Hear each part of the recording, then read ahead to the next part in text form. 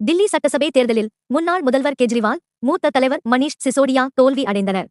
தில்லி சட்டசபை தேர்தலில் புது தில்லி தொகுதியில் ஆம் ஆத்மி கட்சியின் ஒருங்கிணைப்பாளர் அரவிந்த் கெஜ்ரிவால் போட்டியிட்டார். இவரை எதிர்த்து பாஜக சார்பில் முன்னாள் முதல்வர் சாகிப் சிங் வர்மாவின் மகனான பர்வேஷ் வர்மா, காங்கிரஸ் சார்பில் முன்னாள் முதல்வர் ஷீலா தீட்சித்தின் மகன் சந்தீப் தீட்சித் ஆகியோர் களம் இறங்கினர். இந்த தொகுதியில் பாஜக வேட்பாளர் பர்வேஷ் வர்மா 30,088 ஓட்டுகள் பெற்று வெற்றி பெற்றார். கெஜ்ரிவால் 25,999 ஓட்டுகள் பெற்றார். கடைசி சுற்று முடிவில் 4,089 ஓட்டுகள் வித்தியாசத்தில் கெஜ்ரிவால் தோல்வி அடைந்தார். இந்த தொகுதியில் 3ஆம் இடம் பெற்ற காங்கிரஸ் வேட்பாளர் சந்தீப் தீட்சித் 4,568 ஓட்டுகளை பெற்று அரவிந்த் கெஜ்ரிவாலின் தோல்விக்கு காரணமாக அமைந்துவிட்டார். ஜங்குரா தொகுதியில் ஆம் ஆத்மி சார்பில் மூத்த தலைவர் மணீஷ் சிசோடியா போட்டியிட்டார். பாஜக சார்பில் கர்தார் சிங் தன்வார் போட்டியிட்டார். இந்த தொகுதியில் பாஜக வேட்பாளர் கர்தார் சிங் தன்வார் 38,859 ஓட்டுகள் பெற்று வெற்றி பெற்றார்.